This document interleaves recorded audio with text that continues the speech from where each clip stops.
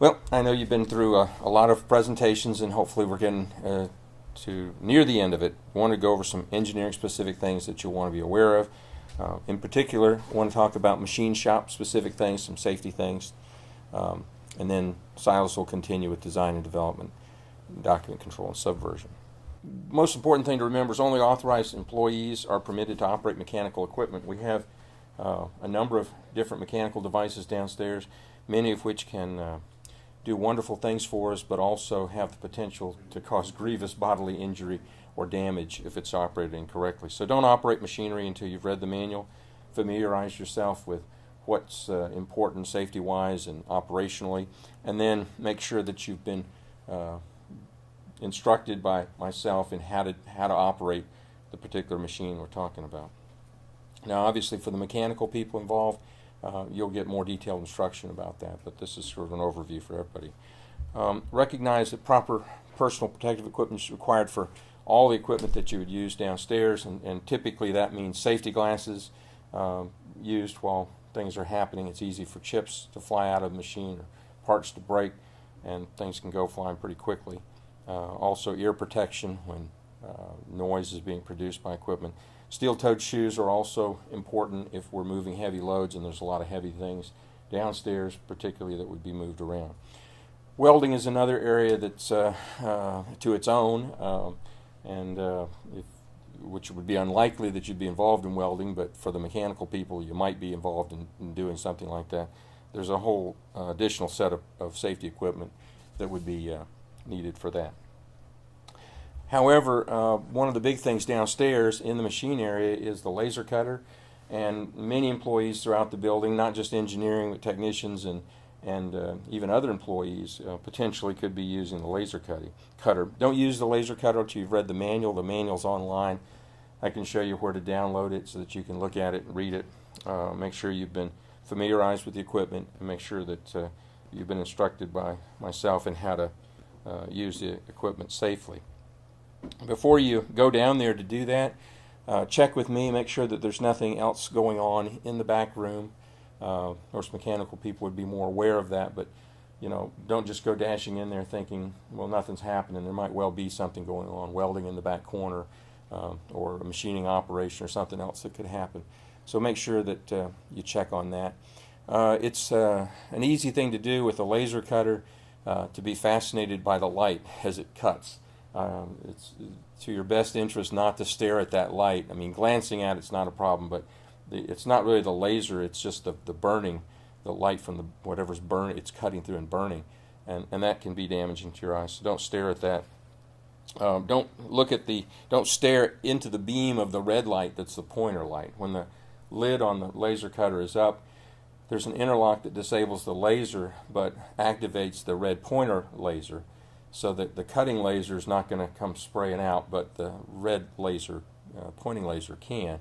It's okay to look at the point where it's going, but don't look up into the beam, particularly if you're trying to cut something that's mirrored, where that beam could shine up in your eyes. There's potential to hurt you. A couple of other things that are important. Make sure that the ventilation system is turned on before you operate it, and allow the ventilation system to continue to operate long enough to clear the fumes, many of which are poisonous based on the material you may be cutting, to clear out. It takes a minute or two to do that. But don't leave it running all day. Go ahead and, once the fumes are cleared and you're done with the operation, part of the shutdown is to go ahead and turn the fan off. Don't operate the laser cutter without monitoring the cutting or engraving process. You don't want to leave something there that's cutting, because there is a potential, and we've seen it happen, that things can catch on fire. The laser cutter can cut a wide variety of materials. It can cut plastic. It can cut plastics of several different kinds, rubbers of several different kinds. It can cut paper or cardboard. Maybe you need to make a template or something to lay out something on, and you say, well, it'd be real convenient to have a cardboard or a paper cutout, which we've done often. Yeah, and that works really well. But there is the potential that any of those things could burst into flames after the process is done or while it's ongoing. So you want to make sure you're there to monitor it. Also, take out the scrap material after you make sure that it's cool. Don't just leave your junk laying in there. Not only is it just rude to the person who'll be coming after you and wanting to use the equipment, but also there's potential that that material being left in there could burst into flames. So you want to take it out, make sure it's cooled down, and then put it in the appropriate scrap bin.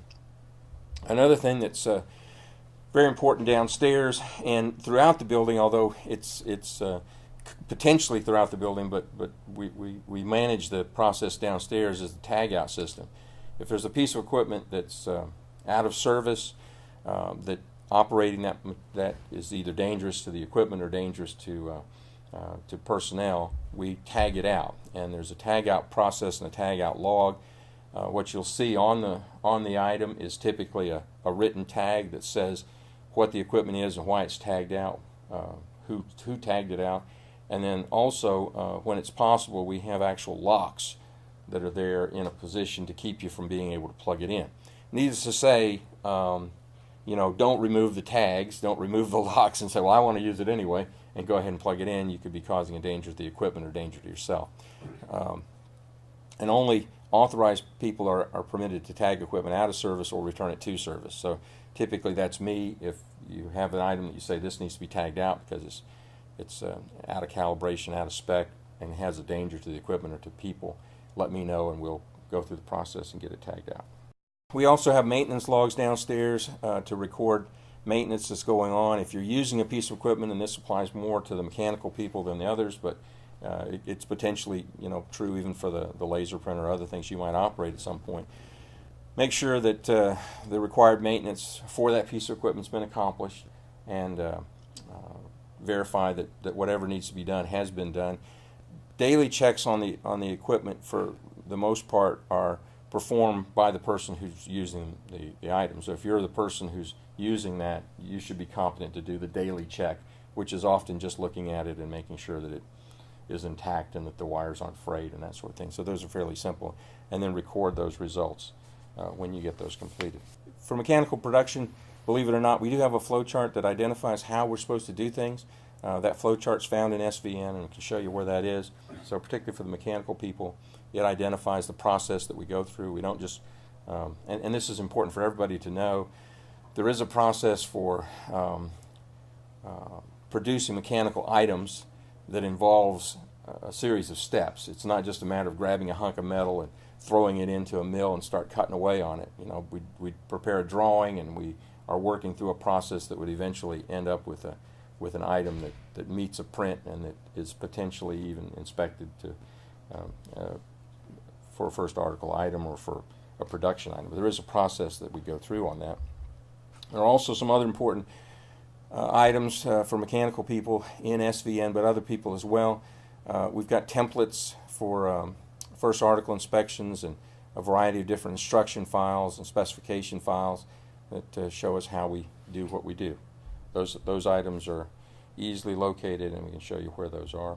We also have general work instructions in SVN that describe the processes that we go through. If you're ever curious and say, well, particularly in that a lot of engineering people and others might be involved with laser cutting or laser marking.